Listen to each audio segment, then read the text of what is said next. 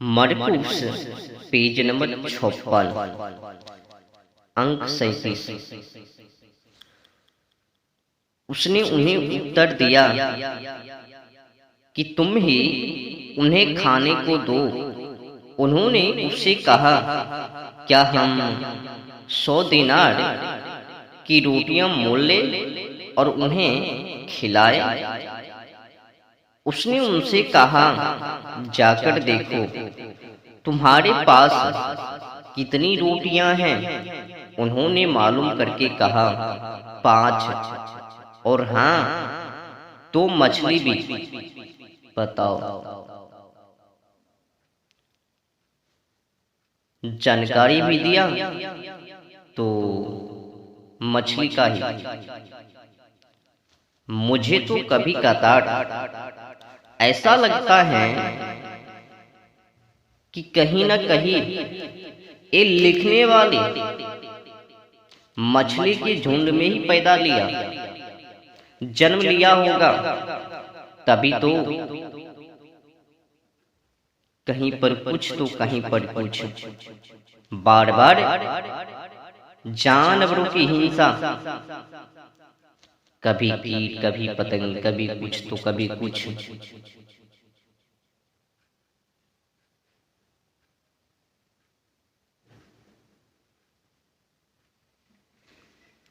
तब उसने उन्हें आज्ञा दी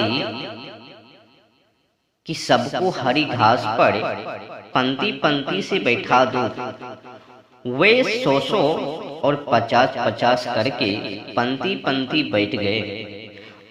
और उसने उन 5 रोटियों को और 2 मछलियों को लिया और स्वर्ग की ओर देखकर धन्यवाद किया और रोटियां तोड़ तोड़ कर चेलों को देता गया। अब बताओ, 5 रोटी और 2 मछलियां तोड़कर दिया, परोसा और स्वर्ग की ओर देखकर धन्यवाद किया।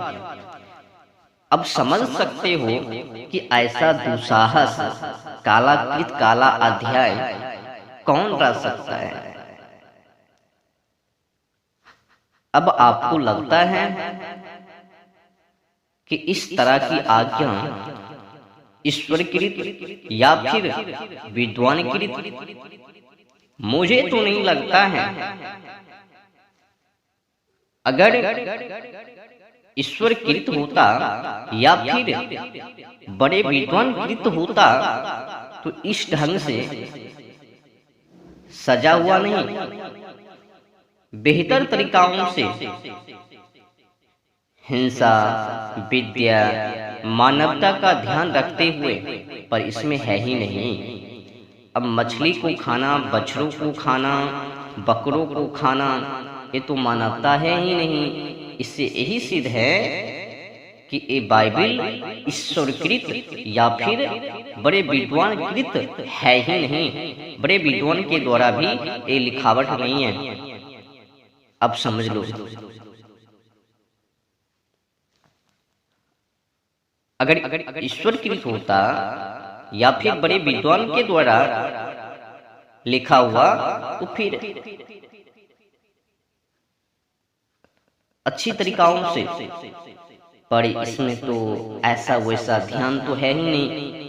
मानवता कहाँ, विद्या कहाँ, बस जल्लाद भरी कहानी।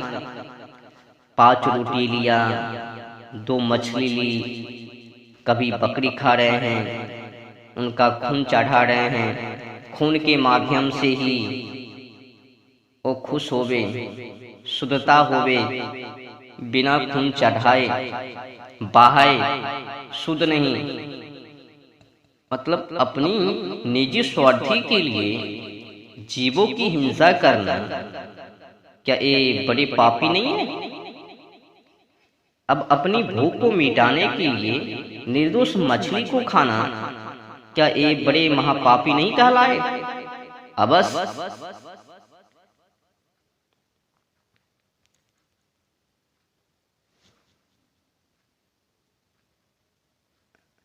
तो स्वर्ग की ओर देखकर धन्यवाद किया और रोटियां तोड़ तोड़ कर चेलों को देता गया कि वे लोगों को परोसे, और वे 2 मछलियां भी उन सब के में बांट दी, और सब खाकर तृप्त हो गए। और उन्होंने टुकड़ों से 12 टोकरियां भरकर उठाई और कुछ मछलियों से भी। जिन्होंने रोटियां खाई वे 5000 पुरुष थे। अब बताओ, अब कितने बड़ी मछली थी और कितने बड़ी रोटी, जो कि उससे 5000 लोगों की तृप्ति। अब समझ में नहीं आता, अगर टुकड़े टुकड़े कर कर भी दिया जाए तो ना पूर्वे, हिसाब किताब बराबर। इससे यही सिद्ध होता है कि उस समय में जिसने ये बाइबल को लिखा ध्यान नहीं दिया कि हम जो लिख रहे हैं आने वाले बड़े विद्वान इस पर क्या चर्चा करेंगे। इस तरीकाओं